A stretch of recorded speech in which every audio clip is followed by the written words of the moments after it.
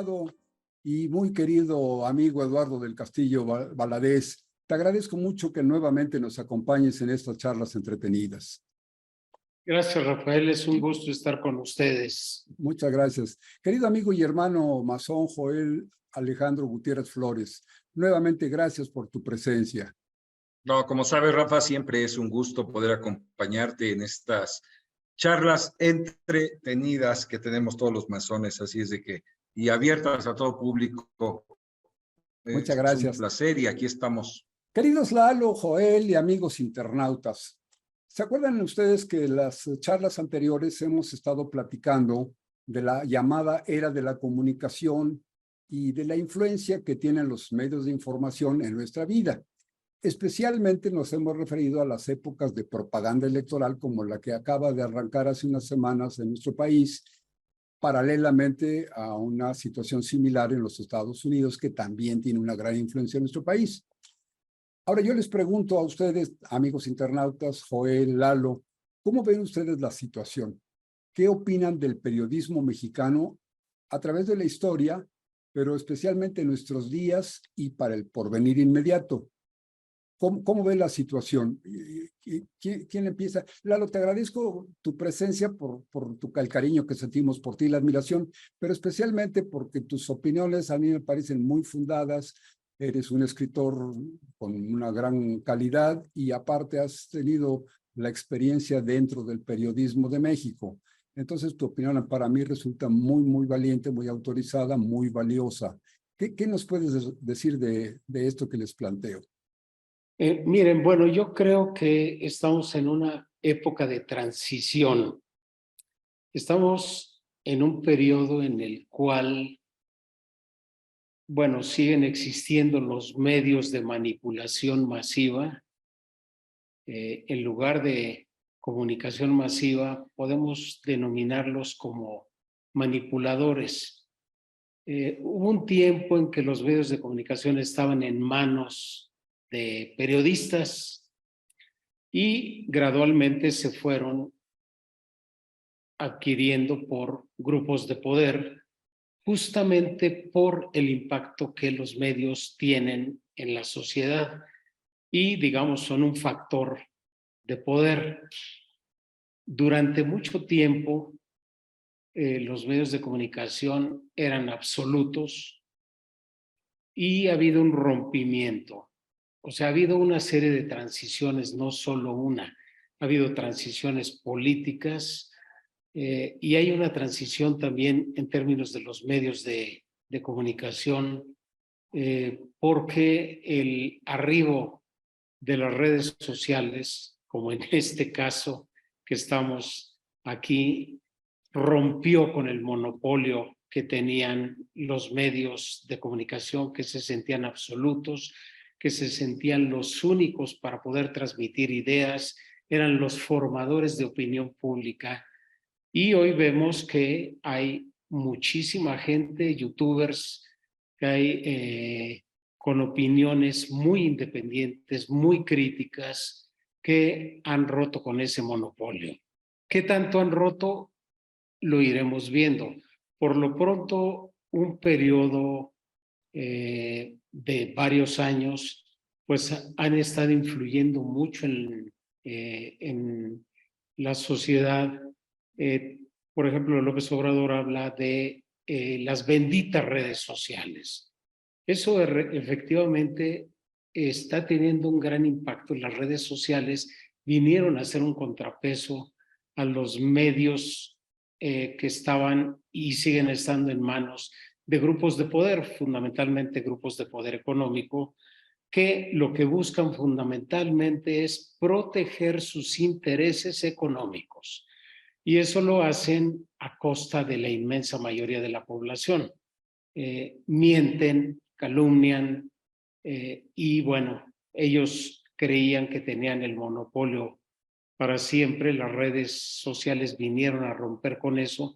Nos encontramos ante un horizonte en el cual vemos se va a mantener esa ruptura, va a fortalecerse los medios independientes, la gente, los youtubers, los que estamos hablando en los medios y antes no teníamos las posibilidades, bueno, yo fui periodista, sigo siendo porque tengo un programa de televisión, pero he sido periodista muchos años, pero siempre, digamos, con los límites que van imponiendo las circunstancias y los medios.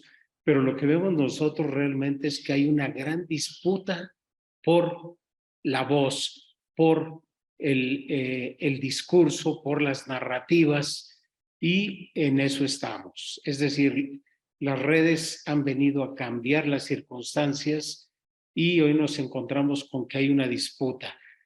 La gente que estaba en los medios tradicionales, por ejemplo, todos los Ciro Gómez Leiva,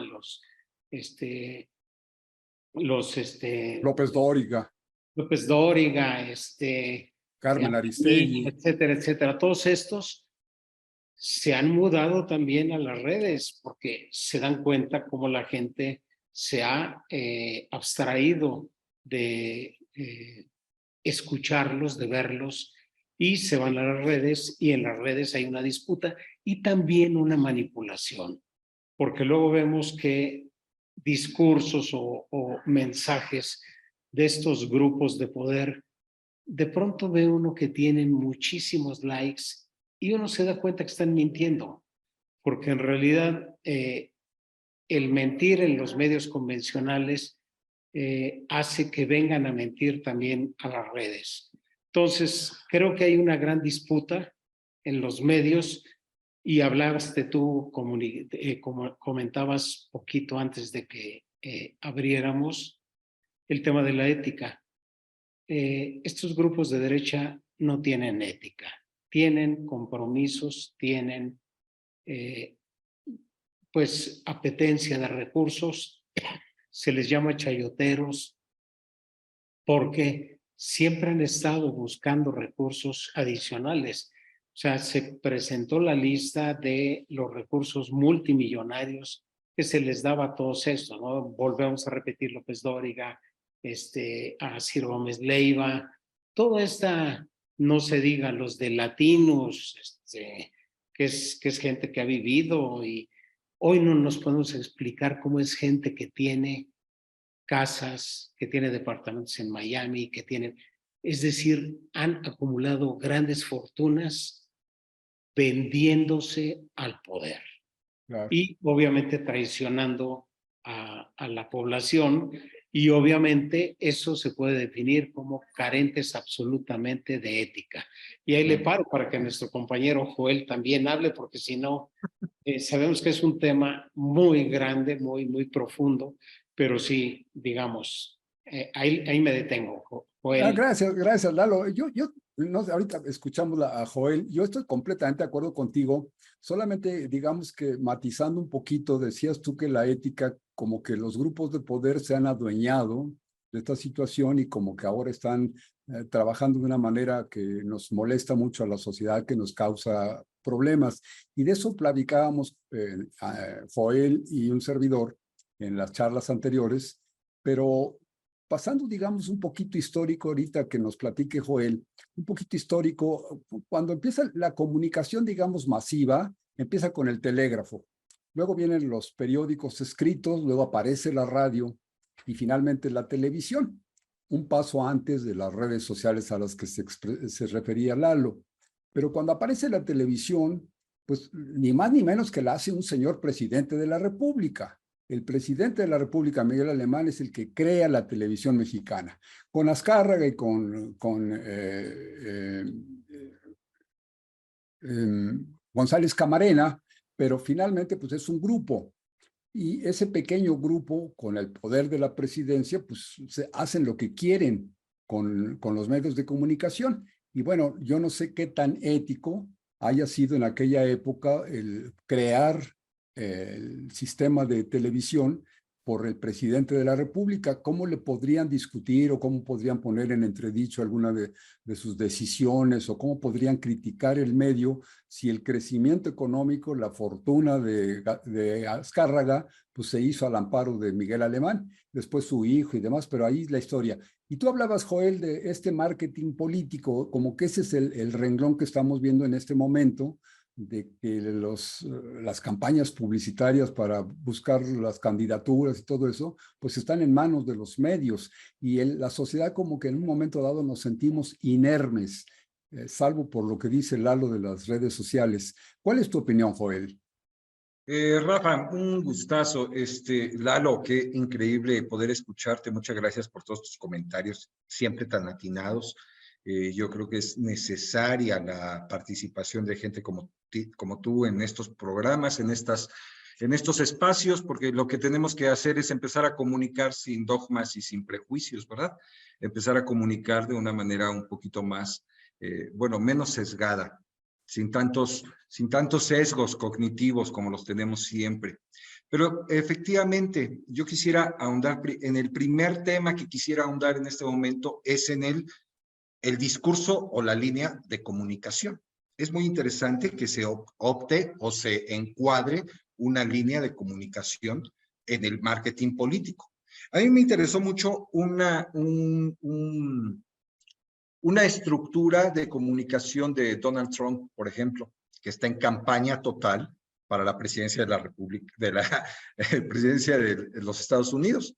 El discurso de Donald Trump es increíble, increíble. Parece un discurso sacado y estructurado de manera increíble, porque empieza a mostrar imágenes y empieza a decir, ellos nos han dejado en donde estamos, ellos son los culpables de la pobreza que tenemos, ellos están generando la crisis en la que estamos perdiendo tu empleo, estás perdiendo tus oportunidades. América ya no es lo que soñábamos de América, y yo soy aquí el que puede salvar. Es el discurso de una línea de marketing político completamente global, donde identifica a ellos como el sistema, ¿no? Como la estructura, los otros. Ellos son los culpables de lo que nos está pasando, ¿no? Entonces, al colocar un enemigo ahí efímero o nubilado que está ahí no está definido, elabora un discurso para hacerle frente, ¿no? Y entonces todos los problemas, la culpa es de ellos, el otro, el enemigo. Y empieza a generar una especie de escisión entre la gente y los votantes, ¿no? Es un discurso bien estudiado y bien claro. Y a Donald Trump le está funcionando muy bien este tipo de discurso en sus campañas, ¿no?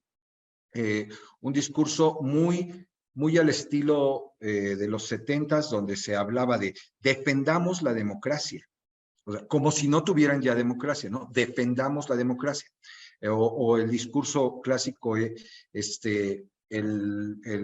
aseguremos la libertad de nuestros hijos. Entonces, usar conceptos como libertad, democracia y ellos, los culpables, son palabras específicas que determinan una esfera de discurso que genera en el marketing político empezar a generar una opinión acerca de algo. Defender los grandes intereses de la nación, como la libertad, pues son tan genéricos, pero funcionan tan bien que precisamente, traspolándolo a México, el discurso de la publicidad, del marketing político, de ciertos políticos en México es ese: defendamos la democracia, ¿no? O defendamos la libertad, defendamos a la familia. O sea, son abstracciones tan amplias, pero tan contundentes, que permiten la elaboración de un discurso de marketing político muy al estilo de la derecha. Entonces son tan genéricas que permiten abarcar a una población que no termina de entender las minucias y el tejer fino de las cosas que pasan a su alrededor. Y aquí empieza el grave problema, ¿no? Y finalmente, digamos que es la política del Chapulín Colorado. O sea, vengan conmigo los buenos. Nosotros somos los buenos, los malos los buenos son y vénganse conmigo, ¿no? Exactamente, ¿no? Y es ahí donde empieza el proceso, ¿no? De este discurso malversado o empezar a gestionar el marketing político. Lalo, Joel, les interrumpo un poquito porque vamos a saludar a nuestros amigos internautas. Fíjense que ya llegó Jair Jiménez Aguilar, otra vez se anota en primer término, es el primero que llega con nosotros. Jair, te mandamos un abrazo con mucho cariño. Qué bueno que estás aquí, ojalá que este tema te interese y que nos ayudes en algo. Dice, excelente noche a todos. Claro, te deseamos lo mismo, Jair, muchas gracias. Maribel Montes. Hola, buenas noches. Gracias por compartir sus charlas interesantes. Gracias. Gracias a ti, Maribel. Qué bueno que estés con nosotros y qué bueno que te interesen estos temas. Hoy tenemos invitados de lujo, Joel Gutiérrez y Eduardo del Castillo. Se los agradezco mucho. Luis Franco Subieta, un triple abrazo fraternal, mis queridos hermanos. Luis, te agradezco el abrazo fraternal y te devolvemos uno con el mismo cariño que tú nos tienes, Luis Francisco. Alfonso Gómez Valdés, buenas noches, queridos hermanos, magnífico el tema de hoy. Alfonso, querido, pues qué bueno tu experiencia. La semana pasada nos diste algunos comentarios que nos encantaron lo que mencionabas. Entonces, ojalá que tengamos el tiempo para platicarlo. Emanuel Benito Cosa Arámbula, muy buenas noches, queridos hermanos. Tengo la duda de si el chayotero recibe dinero como la payola en la radio, el Valero. chayotero y la payola. No, la Ah, payola pues es como pago, sí. ¿no? Sí, pues sí, creo que es lo mismo. Son términos coloquiales el chayote y la payola, pues de hecho es de un dinero que reciben por debajo del agua. Guillermo Arturo Sopeña Cruz, un poco tarde, pero aquí llegamos. Saludos. Memo, nunca es tarde, qué bueno que estás con nosotros. Memo nos está acompañando desde Ciudad Juárez, Chihuahua, allá en la frontera del norte del país. Emanuel Benito, ¿cuál sería la diferencia entre chayotero y palero? ¿Los dos reciben algún beneficio económico? No necesariamente. El chayotero recibe la lana, el palero pues puede ser nada más un ayudante, alguien que le aplaude al cómico o alguien que ayuda al que está tomándole el pelo a los demás. Alfonso Gómez, es marketing, su función práctica no es generar verdades, sino efectos de verdad. En otras palabras, son voluntad de poder. Pues yo creo que sí es lo que está diciendo Joel. Ahorita le platicamos. Jair Jiménez, centaveros serían en mi pueblo. Centaveros. Pues esos son términos que están utilizando nuestros amigos y nos preguntan si lo mismo chayotero que palero, que la payola. Y luego además ahorita dice de los centaveros. Yo creo que son términos más o menos coloquiales que se les van aplicando, pero finalmente envuelven lo mismo. Creo que lo interesante esto que nos está diciendo Joel de crear un discurso, pero es un poco, no, ya no sería publicidad ni nada, sino pues es una propaganda barata. Pero yo les pregunto, Lalo, Joel, si yo quisiera vender algún producto, pueden ser residencias, pueden ser automóviles de lujo, relojes o papas fritas o quesadillas, lo que sea, eh, tengo que recurrir a la publicidad. Y por supuesto, pues los medios, cuanta más penetración tengan, mientras más universales sean, mayor público tengan, pues me van a ser más útiles para la venta de mi producto o de mi servicio. ¿Qué tanto se vale que yo lo envuelva muy bonito en celofán? Les voy a decir a ustedes que el producto, por ejemplo, las medicinas, las panaceas medicinales, esta medicina, estos polvos, estos líquidos sirven para adelgazar y si estás flaco te sirven para engordar y si pierdes el sueño te sirven para que duermas, y, en fin, es una panacea. No te voy a decir todos los daños que te produce, sino te voy a exagerar las cualidades que tiene. ¿Esto no es la esencia misma de la publicidad? Yo pensaría que sí. Finalmente, el marketing es crear mentiras. O sea, el marketing no tiende a decir nunca la verdad de las cosas. Y máxime el marketing político. El marketing político está muy enfocado a ensalzar una imagen de una persona con aras a contratos próximos, a establecer mecanismos de control, a establecer sistemas de de contubernio de negocios, etcétera. El marketing político lo que hace es encumbrar las cualidades que requiere o que se supone requiere el pueblo, la gente que vota, el demócrata, ¿no? Para que éste se sienta identificado con él mismo. Entonces crean una imagen alrededor de la identificación de las masas. Entonces, si las masas son indígenas o en su mayoría, si son de determinada condición social o si son de determinada estructura social, bueno, véndeles alguien que se adapte a esas imágenes y estructuras que tiene esa masa, ¿no? Al target, Y entonces el puedes target. vender.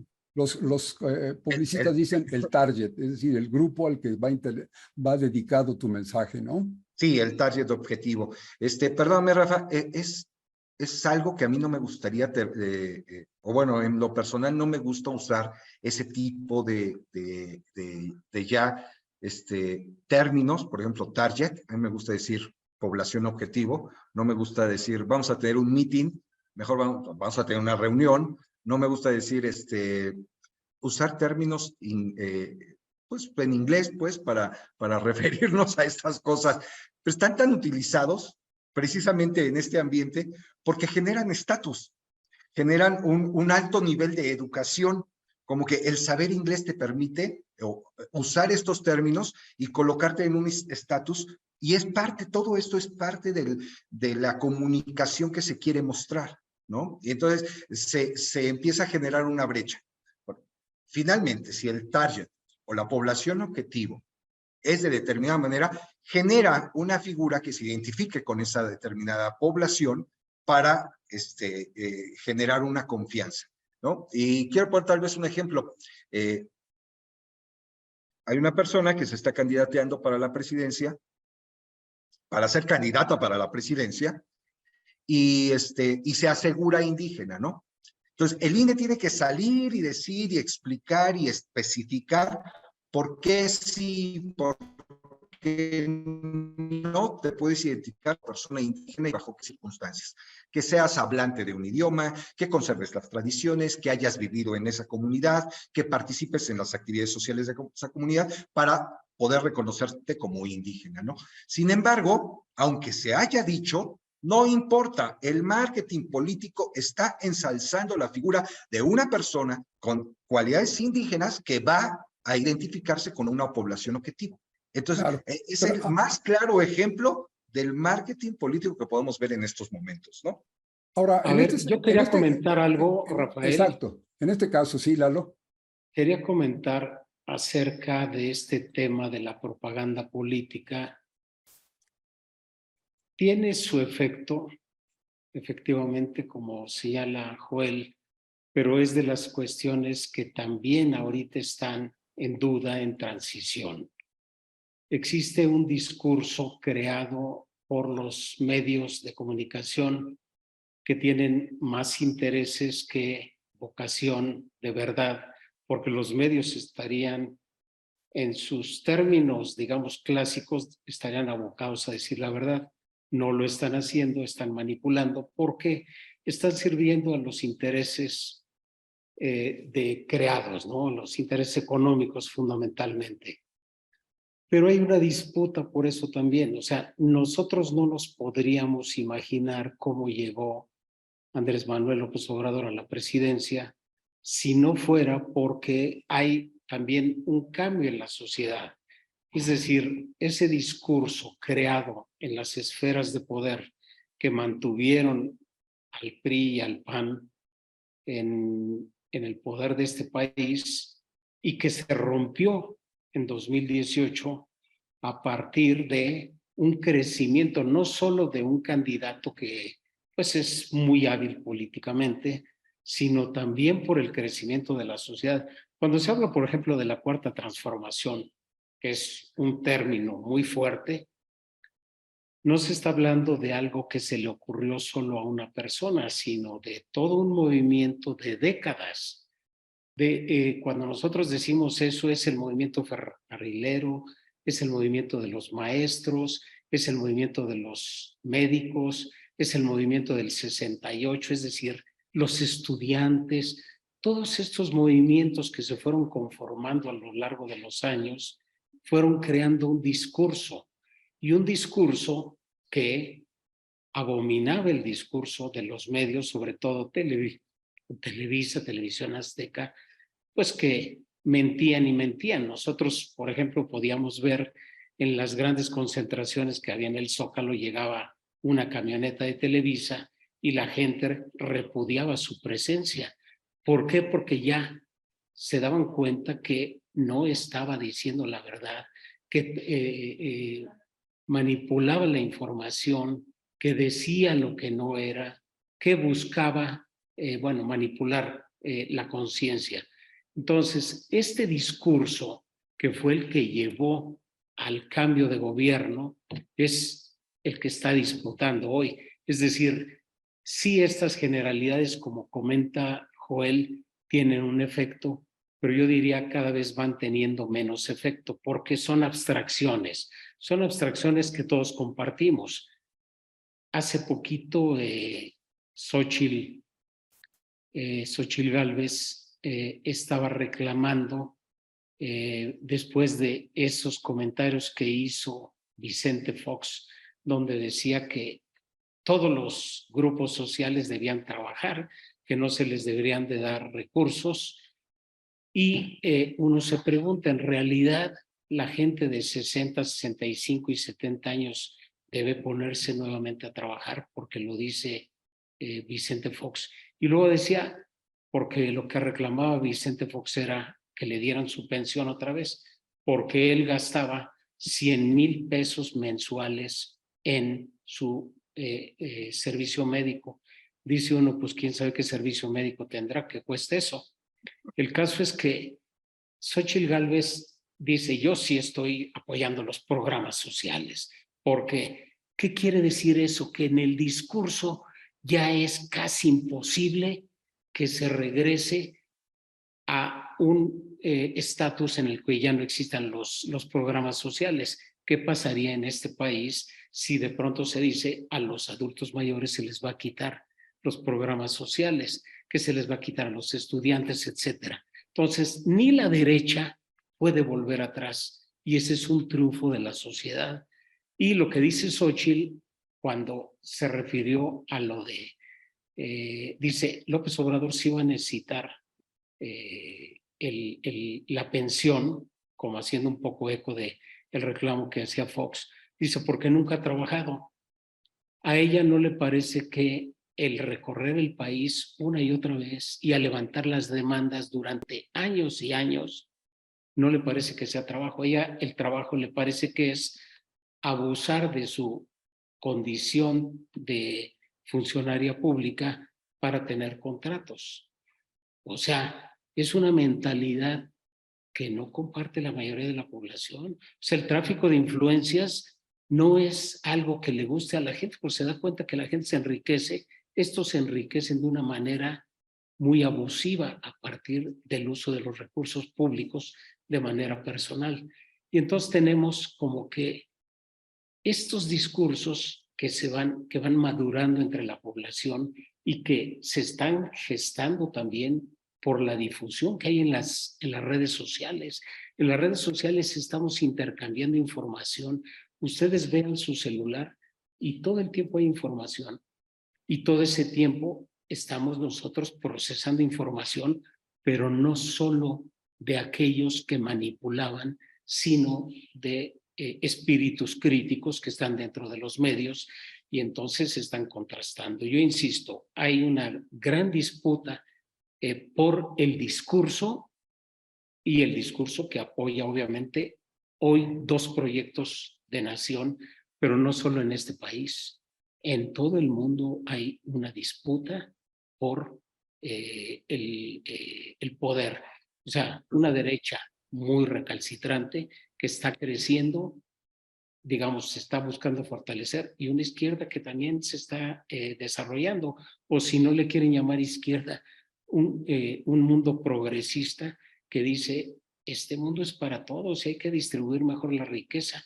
Claro. Creo que ahí están asuntos de fondo, y cada vez hay más gente con conciencia de qué es lo que implica un proyecto de nación para todas y todos.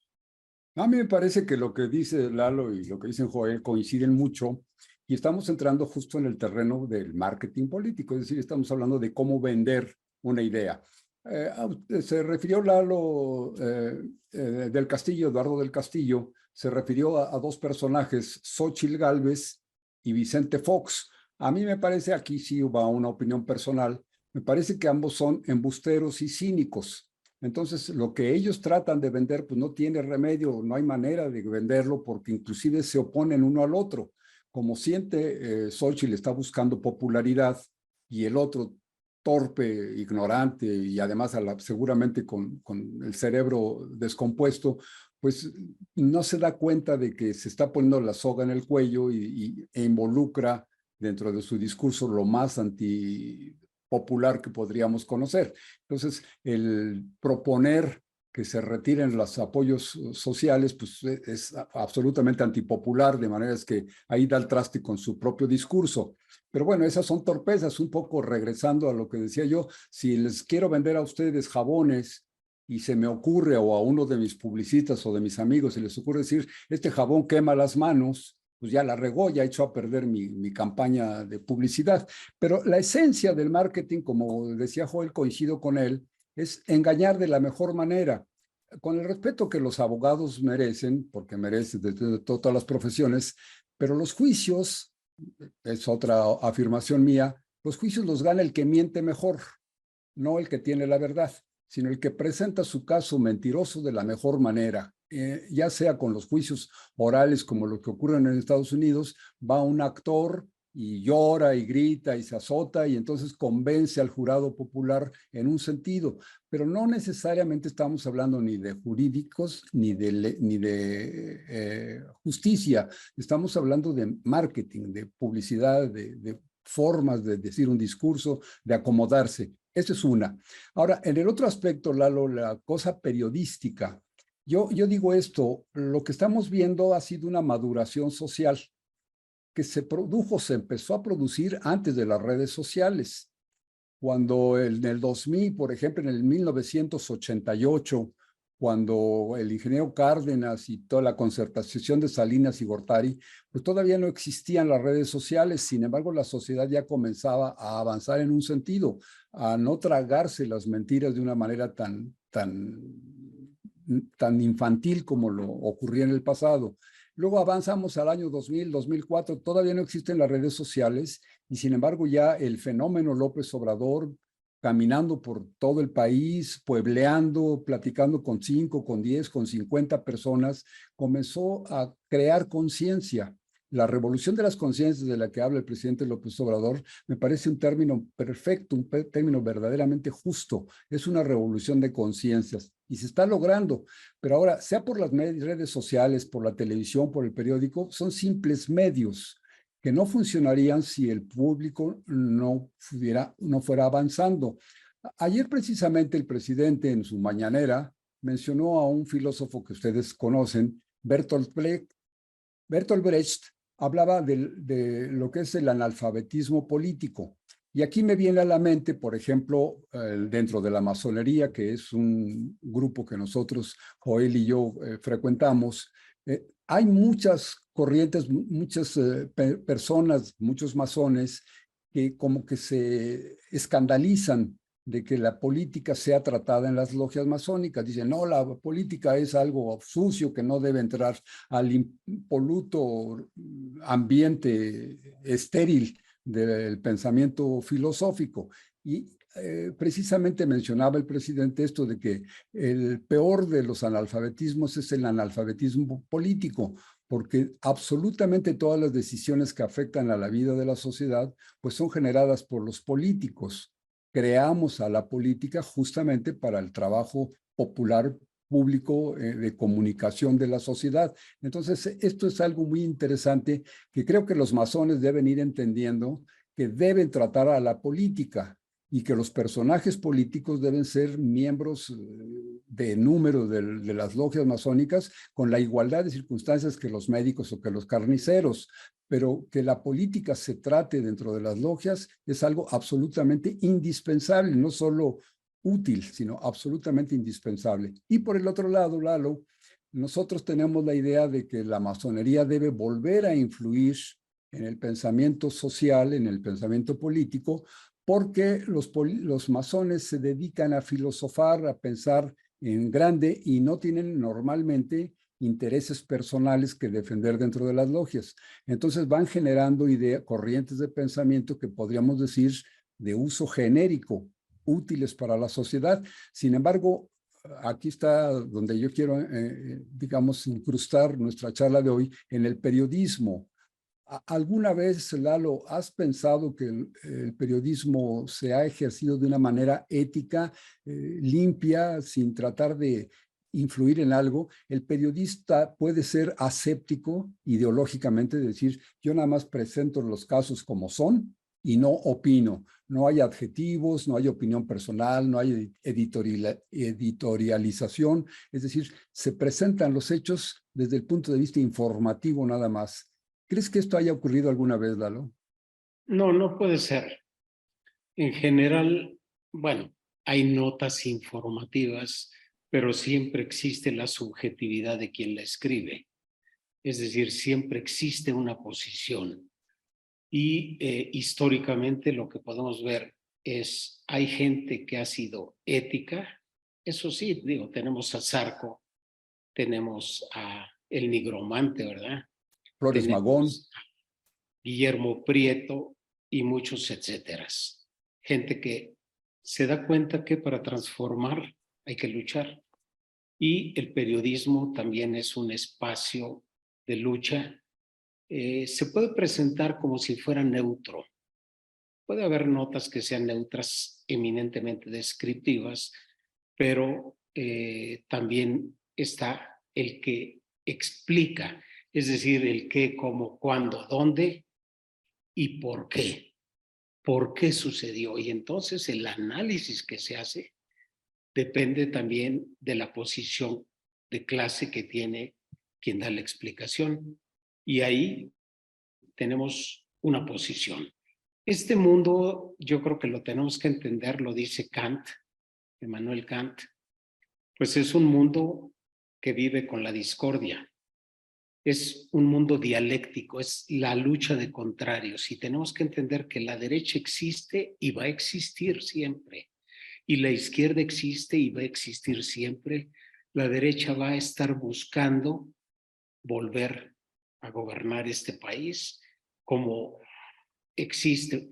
Uno no se puede imaginar cómo Italia, un país que ha sufrido tanto y que tuvo una izquierda tan fuerte, hoy está gobernado por la ultraderecha.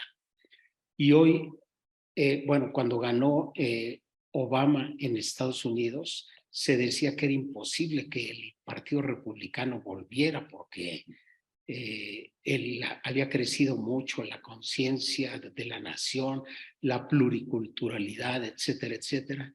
Y de pronto viene una gran corriente como la de Donald Trump que se hace del poder.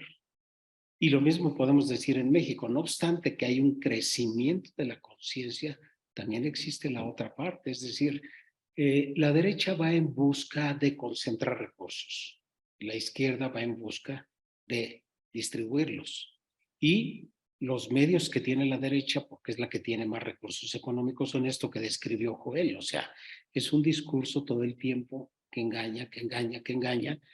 Y bueno, vemos el caso de Brasil con Lula, saca a 30 millones de personas de la pobreza, pero esa gente cuando llega a un nivel de clase media ya tiene la aspiración de subir el escalón siguiente y empieza a votar por la derecha. Es decir, todos estos procesos que parecen muy contradictorios se están dando en las sociedades. Y bueno, el crecimiento de la conciencia existe, pero no es absoluto. Creo que esa neutralidad no existe y creo que no podemos contar con ella porque, y el periodismo la refleja. Es decir, existe esa lucha de contrarios y va a existir todo el tiempo y tenemos que hacernos cargo de ellos si queremos realmente ver históricamente los procesos. Fíjate, Lalo, disculpa que te interrumpa, a mí me interesa mucho lo que comentas, cómo el periodismo, al mismo tiempo de prostituirse, también se sobaja en su labor, ¿no? Por ejemplo, muchos periodistas en México citan el New York Times ha publicado en su editorial que México tal cosa, ¿no? La revista Time puso en la portada al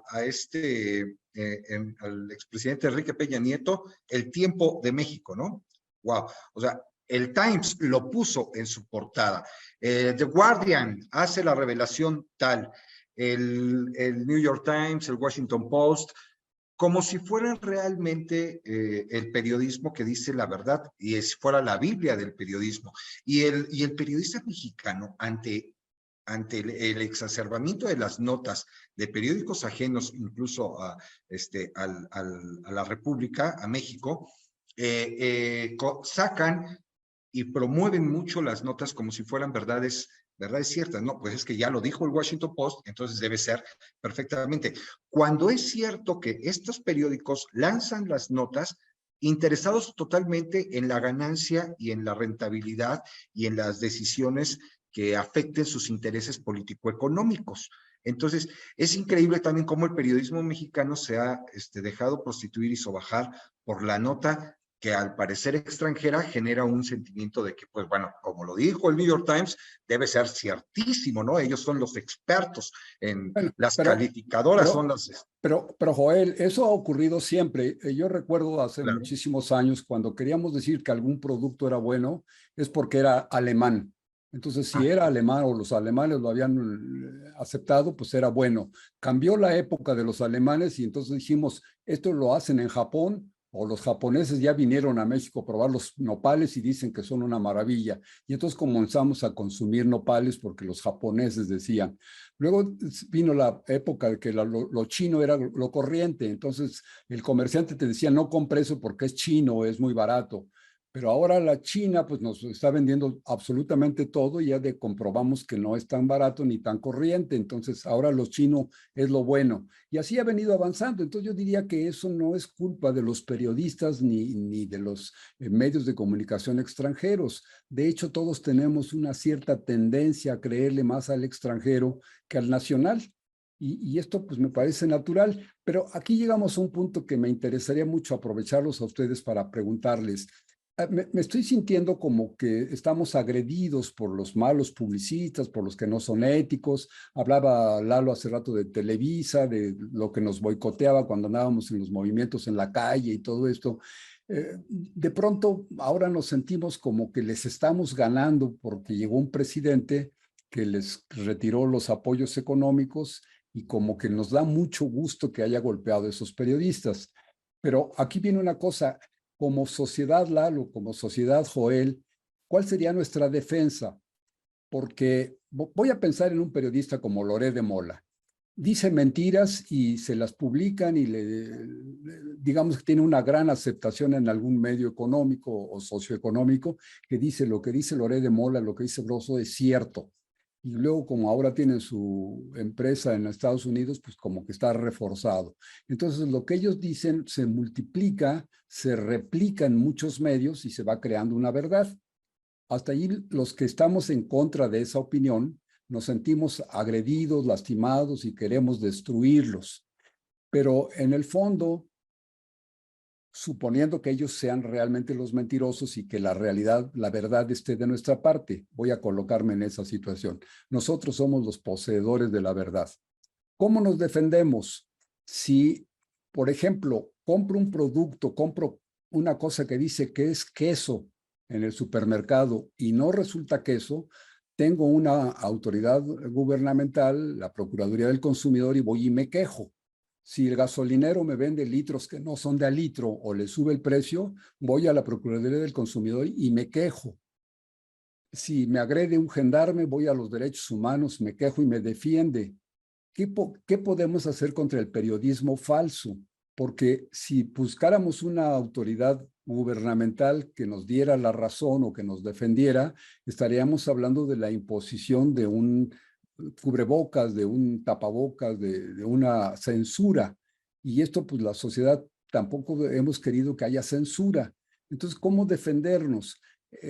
Tocábamos el punto de las redes sociales. En las redes sociales, efectivamente, todos podemos hablar, pero Lalo y Joel, amigos internautas, les confieso una opinión muy personal, discúlpenme que la dé, pero así la doy. Las redes sociales a mí me resultan súper decepcionantes. Aparte de que la mayor parte de la temática es absolutamente detestable, baladí, el perrito, el gatito, el niño que hizo popó, el señor que fue a comer unas quesadillas al pueblo de no sé qué y nos manda su noticia de que está paseando por el pueblo. En fin, eso es las redes sociales. Y luego los youtubers, o que le llaman influencers, perdona los términos en neologismos, Joel, pero pues es la manera de que nos entiendan. Todos los youtubers y los influencers, la verdad son compañeros, amigos, conocidos, con muy poca preparación y sus notas las están improvisando y todos se basan a la mañanera del presidente y sobre esa mañanera inventan y están haciendo un periodismo en las redes sociales francamente amarillista. De pronto te aparecen, aquí hizo llorar a Xóchitl Gálvez y le dijo sus verdades y Xóchitl Gálvez se soltó llorando y escuchas toda su nota y es absolutamente una mentira. Es como las famosas cabezas de los periódicos amarillistas, que solamente era por vender su edición. Entonces, a mí me parece realmente decepcionante. ¿Cuál sería el elemento, cuál sería el método por el cual la sociedad nos podamos defender tanto de los bien intencionados como de los mal intencionados? Mira, Rafael, perdón que me adelante, Joel. Por favor. Yo no estoy de Adelante. acuerdo con el diagnóstico que haces. Yo te podría decir, hay gente como Epigmenio Ibarra, por ejemplo. Su análisis es extraordinario y a fondo. Creo que hay pocos analistas como él y él está en las redes. Y así como él te puedo nombrar en el número de personas que están en las redes y hacen un análisis muy profundo. Creo que hay una escala muy variada de personajes que están en las redes, desde ese que describiste tú, que andan en el amarillismo de izquierda si tú quieres, pero que están también contribuyendo a hacer una crítica, como dices tú, no es de mucha profundidad, pero tampoco puedes pensar que la mayoría del pueblo mexicano tenga mucha profundidad. Si el nivel de escolaridad en México es de quinto, sexto año de primaria y quien dice que primero de secundaria, también debes considerar que se necesita que la gente que informa tenga distintos niveles.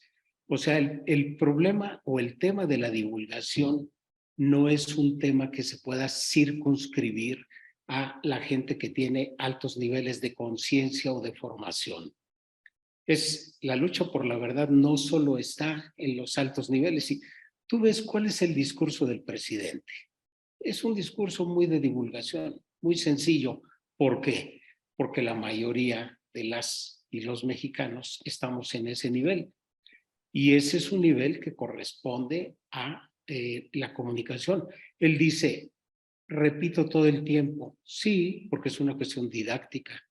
O sea, la enseñanza implica repetir. Si nosotros queremos hacer análisis, hay otros niveles, pero para mover la conciencia tenemos que entrar en ese nivel. Yo sí reivindico y mucho las redes sociales, me parece que hay muchos niveles y me parece que, bueno, cada quien se sitúa. Este mismo nivel, el nivel que tenemos ahorita en este grupo, pues es un nivel, digamos, intermedio.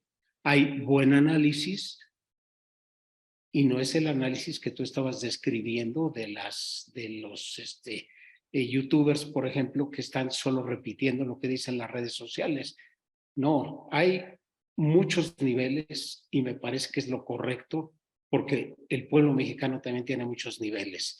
Y lo que sí creo es que el derecho a hablar se conquistó en gran medida en las redes sociales. Y eso tenemos que aplaudirlo. El hecho de que tengamos hoy TikTok, que es China, esa no es gringa, y que la gente habla y dice muchas cosas. Digamos, yo creo que hay que hacer un gran análisis de las redes para darse cuenta todo lo que se está diciendo y en materia política. Yo, cuando menos lo que veo de redes sociales es muchísimo de política y he visto análisis de chavos que dices, este cuate acaba de salir de la escuela y está haciendo un análisis que dices, ya me hubiera gustado a mí a esa edad hablar como él. Porque la gente ha crecido mucho y ha crecido porque todo el tiempo está recibiendo información y no información, sino informaciones. y se va formando un criterio. La gente es inteligente y hay que pensar que está empezando a hacer elaboraciones y la gente de manera muy prematura ya está haciendo análisis. Entonces, yo sí tengo mucha fe en que la gente está creciendo políticamente y lo está haciendo en gran medida por las redes, digamos, en términos de capacidad de expresar. Porque antes, pues sí, nos reuníamos un grupo de personas y comentábamos lo terrible que estaban las cosas. Y para expresarlo, a ver si te dan chance en Televisa o en Excelsior, o yo escribí en Excelsior. Y en la medida en que aumentaba mi nivel de crítica, me iban bajando de lugar hasta que me desaparecieron. Y lo mismo, esa historia te la pueden contar muchos periodistas. Entonces, la lucha por los espacios se está dando y se sigue dando. Y bueno, nada más comento, el capitalismo también crea las propias condiciones de su propia destrucción, el capitalismo tal como lo conocemos. Es decir, el que los medios se estén abriendo es muy importante. ¿Existe eso que tú dices? Sí, existe, pero no solo eso. Existe también un gran nivel de elaboración en los medios y la gente busca su nivel. Si yo no te entiendo a ti, pues le bajo un poquito o le subo un poquito. Pero hay para todos los gustos. Creo que eso también, afortunadamente, mucha gente de muy alto nivel está en los medios y está nutriendo esa gente que no estaba porque no la invitaban, porque querían pura gente agachada, pura gente que hablara bien del poder. ¿Dónde están los discursos que hablan del poder económico, de la corrupción que hay en el poder económico? No los vamos a encontrar en los medios convencionales, pero sí los encontramos en las redes. Ahí sí se hace un análisis a fondo de lo que implica la manipulación de los medios, la distribución de la riqueza en este país. Totalmente de acuerdo. Creo que Joel también estará de acuerdo en lo que acabas de decir. Muy, muy inteligente, Lalo. Pero sigue mi preocupación es la misma. ¿Quién nos podría defender? Como dijera el Chapulín Colorado, ahora ¿quién podrá salvarme? Si esperamos que el público seleccione los medios o los locutores o los periodistas o los youtubers que le van a enseñar, pues ¿cómo lo selecciona? Yo recuerdo cuando se utilizaban las alfombras en la casa, llegaba el vendedor de alfombras y traía un muestrario de 200 colores. Darte 200 posibilidades de escoger, te metían un berenjenal. No podías decidir si este o un poquito más verde, un poquito más rojo. Era imposible. Entonces, la idea es que el experto, el de las alfombras, te diga, mire, a usted le conviene una alfombra morada porque es lo mejor y te vendía la morada porque él tenía experiencia. Entonces, ahora, si vamos a esperar a que la sociedad escoja del universo gigantesco de las redes sociales y diga, Epigmenio Ibarra sí me cae bien, él sí me está diciendo la verdad, pero lo que me está diciendo el chapucero no. Entonces, ¿a quién le creemos y cómo podríamos lograr que la sociedad no se vaya a desbalagar por otro lado? Hablaban hace rato de Obama y de Donald Trump y demás. Finalmente allá ocurre lo mismo que ocurrió aquí, son dos partidos, pero son los mismos. Entonces no importa quién gane, de todos modos, Obama fue de los que expulsó más migrantes de su territorio y también construyó un muro y también hizo todo, de manera que los dos partidos son lo mismo. Aquí cambió Fox, destronó al PRI en el 2000 y dijo ya ahora la alternancia del poder, ahora viene el PAN. Y ya vimos que no es cierto, es lo mismo. Entonces, como público, Lalo, Joel, ¿cómo podemos encontrar a alguien que nos guíe un poquito, que no sean los medios que manipulaban a la población para decirle todo lo que hace el gobierno es bueno? Te vamos a vender el Fobaproa porque el Fobaproa es lo mejor que le puede ocurrir al país. Te vamos a quitar las pensiones a los jubilados del Seguro Social o del ISSSTE, porque si seguimos con esas pensiones, el país va a desaparecer.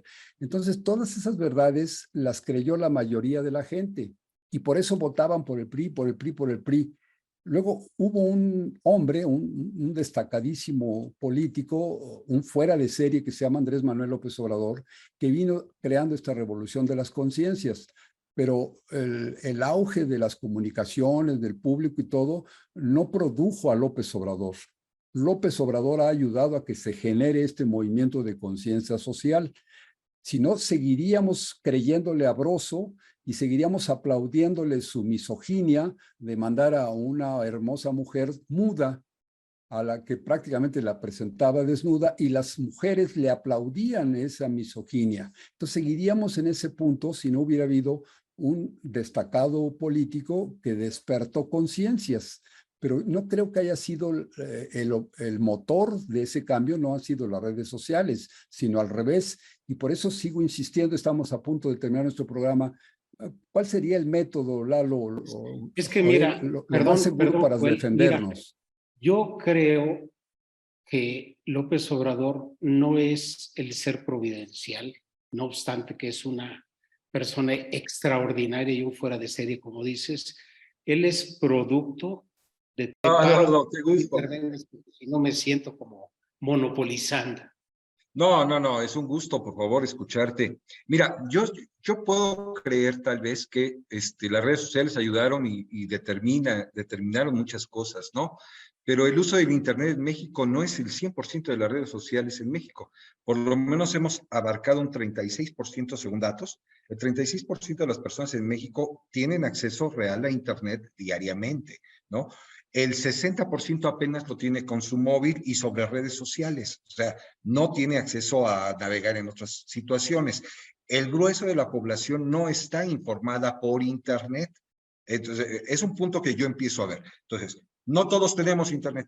Segundo punto, ¿hasta qué momento las condiciones estructurales de las personas determinan sus capacidades de conciencia? Y eso yo creo que ahí es donde tenemos que poner el punto.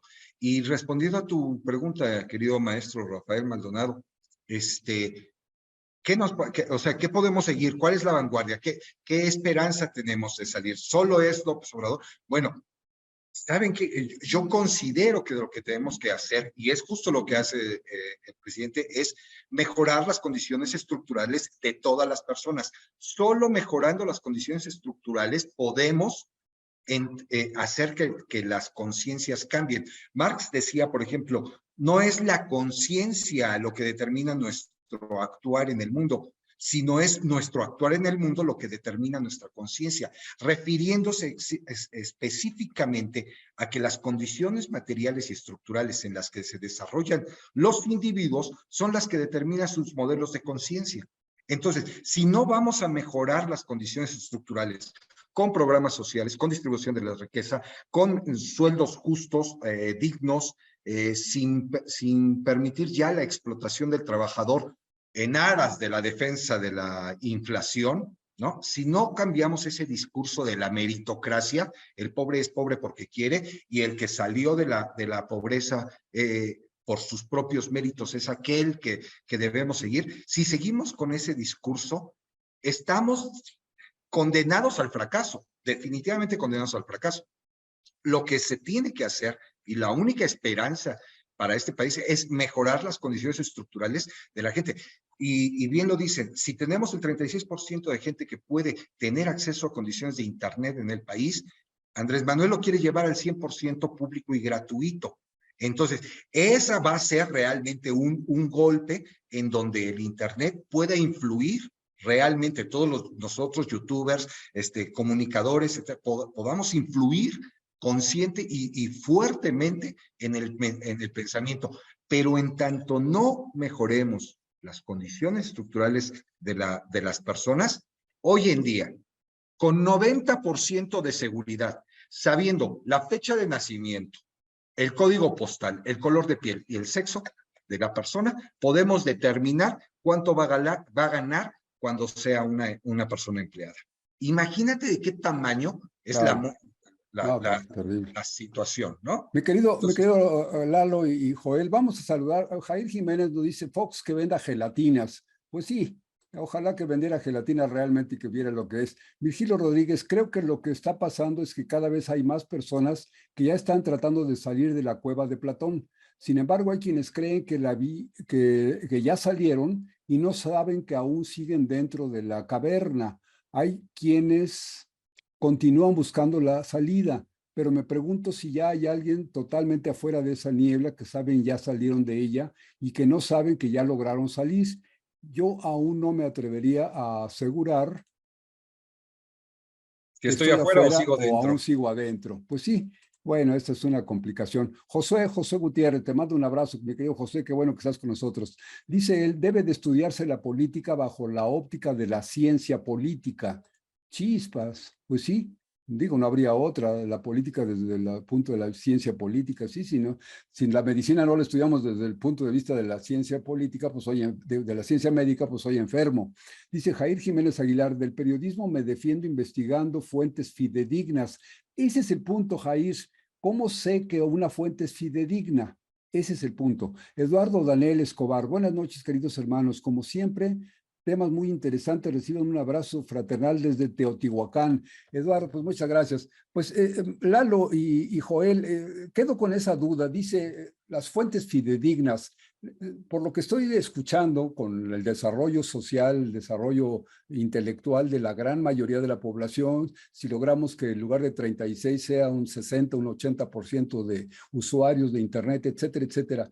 En opinión de ustedes, entonces, ¿estaríamos blindados? No hay que preocuparse por el periodismo de la derecha y por el marketing político de la derecha, porque ya la gente se está enterando con todos los youtubers y con todo, ya sabe quién lo está engañando y quién no. Ya no habría preocupación para que, desde luego, el próximo periodo gubernamental lo va a volver a ganar Andrés Manuel López Obrador, no el partido y no las corcholatas, la va a ganar un señor que se llama Andrés Manuel López Obrador. Pero el siguiente, como para el 30, ¿ustedes creen que estemos blindados ya en ese sentido, que la derecha no regrese? Yo creo que lo... Perdón. Bueno, adelante. No, rápidamente. Yo creo que sí, en lo que tenemos que empezar a trabajar es precisamente en destruir los mitos del discurso de este discurso antiprogresista. Es difícil destruir un discurso que se nos ha clavado en la médula desde muchos Claro. años, ¿no? Donde las condiciones de pobreza, de marginación que ha creado el mismo sistema han manifestadose en una conciencia social muy específica. Y romper con esa estructura de pensamiento y de conciencia es muy complejo. Lo que yo pretendería entender que para estar blindados en eso es que hay que empezar a desmenuzar el discurso que intenta seguir sobajando esta infraestructura y mantener la superestructura sobajándola. Entonces, Gracias, Joel. ¿cómo lo vamos a hacer? ¿Cómo Con lo estas ves? charlas. Claro, ¿cómo lo ves, Lalo? Yo creo que no podemos aspirar a que todo el mundo piense igual. Yo insisto, hay una lucha, es dialéctico, hay una lucha de contrarios y como decía una de las personas que tú comentaste, hay que seguir estudiando, viendo otras fuentes de información, seguir preparándose. Y hay personas que no lo van a hacer, que no les interesa, porque tienen una posición de clase que les lleva a tener una posición racista y clasista y no lo van a hacer, no les interesa porque atenta contra sus propios intereses. Entonces, la mayoría de la gente tiene posibilidades de crecer, tiene posibilidades de desarrollarse, pero tiene que seguir luchando. Aquí no hay de que llegamos a la meta y ya nos ponemos a descansar, hay que seguir luchando, la vida es lucha y a veces es más intensa, a veces menos intensa. No creo que se gane todo para siempre y eso es lo que debe estar en la conciencia, que si no luchamos permanentemente, si no somos críticos permanentemente, y eso va para los medios de comunicación, para las redes, para la lucha que tenemos en los sindicatos, en las agrupaciones campesinas, en las agrupaciones vecinales, todo eso implica una lucha permanente. Hay que estar en la lucha, hay que ser críticos y hay que estarse preparando todo el tiempo porque el mundo va cambiando, se va modificando y las condiciones van cambiando. Creo que ese sería el mensaje, tanto en el periodismo como en la cotidianidad de las personas. Hay que seguir luchando por transformar. Pero para transformar correctamente, porque me parece, Rafael, que esa es una de tus inquietudes, para tomar un camino correcto, pues hay que estudiar, hay que ver distintas fuentes y seguirse informando. Creo que hoy, como nunca en la historia de la humanidad, tenemos acceso a mucha información. Nuestro desafío es en elegir la mejor información. Antes teníamos que ir a una biblioteca para obtener información. Hoy, con que abramos internet, vamos a encontrar muchísima información, pero hay que seleccionarla porque hay información que no es de calidad. Pero digo, es una lucha. Esa es una de las grandes luchas y desafíos que tenemos las sociedades modernas. Excelente, Lalo. Pues justamente lo que le comentaba yo a nuestro amigo que nos dice, había que escoger las fuentes fidedignas o las fuentes confiables, pero ¿con qué parámetros decido yo que Loret de Mola es o no es confiable? Si me saturan con información. Y decía, regresando al pensamiento del Andrés Manuel López Obrador, del presidente de la República, él dice, hay un grupo, son muchos millones, pero un grupo, él le llama aspiracionistas, que no los vamos a convencer con nada. A ellos hay que decirles, pues está bien, sigue tu camino y no discutimos, pero con quienes hay que luchar es con las otras mayorías, las mayorías que sufrimos la economía, que sufrimos las condiciones de discriminación, de muchos problemas que hemos sufrido durante generaciones.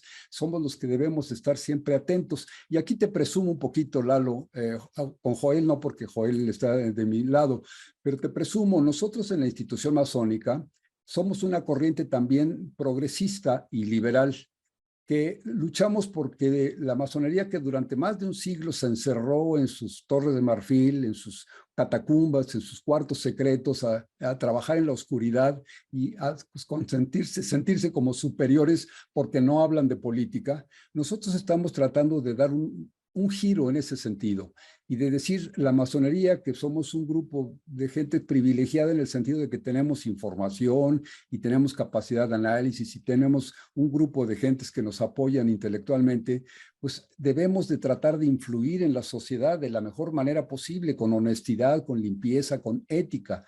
Ahora, no somos periodistas, pero nos corresponde utilizar parte de las redes sociales pues, para dar un mensaje más amplio, más confiable, más creíble y pues dejar que el periodismo siga en su propia autoselección. Vemos Oye, algunos una periodistas. pregunta, Rafael. ¿No fue Claro, Benito Juárez masón? sí, No muchos de los masones estuvieron en cargos políticos. O sea, de las personas más destacadas que generó el priismo, cuando el priismo era otra cosa, todos esos que emanaron de la Revolución Mexicana y después se consolidaron, no eran masones. Es decir, creo que no estaban unos en política, pero otros sí estaban en política y estaban generando mucha conciencia. Yo creo que si tú pones que Jaime Torres Bodet, todos estos grupos que hubo en un momento dado, Reyes Heroles, toda esta gente que en un momento dado eran gente con una gran capacidad, autoritarios y todo lo que tú quieras, pero la masonería generó muchos personajes políticos muy destacados en este país. O sea, unos sí se quedaron, como dices, en las sombras con sus análisis internos, pero otros salieron a pelear y contribuyeron a transformar este país. Creo que existen las dos versiones. Digo, Juárez, que es el personaje más importante en la política en la historia de este país. Y él lo asumía abiertamente y las leyes de reforma son extraordinarias. Muy pocos países hicieron eso en la historia. Es una historia donde una iglesia católica fuertísima y se hacen las leyes de reforma. Solo se hicieron por Juárez y por esas personas que le acompañaron. Ocampo, ya decíamos, ¿cómo se llama? El nigromante, decíamos Guillermo Prieto, etcétera. O sea, toda esa gente que tenían mucho que ver con la masonería y que pues transformaron este país, dejaron una huella imborrable con las leyes de reforma. claro. Mira, lo hemos platicado, Lalo. Hoy pues ya se nos pasó el tiempo y además no era el tema de hoy esto, pero te lo comento muy rápidamente, especialmente para guiar la opinión de nuestros queridos amigos internautas, aprovechando que me das esa oportunidad, Lalo. Mira, la diferencia fundamental es que en el siglo XIX Desde el principio, desde la guerra de Hidalgo en adelante, la masonería tuvo en sus manos absolutamente todo el destino político del país. No existían los partidos y entonces las luchas entre izquierda y derecha, los liberales y conservadores, se daba al interior de las logias masónicas. De manera es que allí fue el gran laboratorio, la cuna de todo el pensamiento que llevó a los puntos brillantes que tú mencionas. Y Benito Juárez, y lo digo con el respeto que la figura de Benito Juárez merece, fue producto del grupo masónico. Es decir, la masonería elevó a Benito Juárez y lo puso arriba. Era él la punta del iceberg, pero estaba sostenido en el pensamiento masónico. La diferencia es que a partir de que llega el porfiriato y todo esto, comienza la lucha por ahogar. Haz de cuenta como lo hacen las arañas que envuelven a su víctima en seda. Así comenzaron a ahogar a la masonería, a inyectarle opiniones de que aquí no se habla de religión, aquí no se habla de política, ustedes consérvense independientes, totalmente asépticos, y entonces comenzaron a maniatarle y a cortarle las uñas y los dientes a la masonería. Y fue pasando hasta que se crearon los partidos políticos y entonces comenzaron a pasar a un segundo término y quizá a un cuarto término a la institución masónica. Y el punto es que actualmente el presidente de la República no es producto de un grupo. Él se creó y él es el que ha hecho al grupo.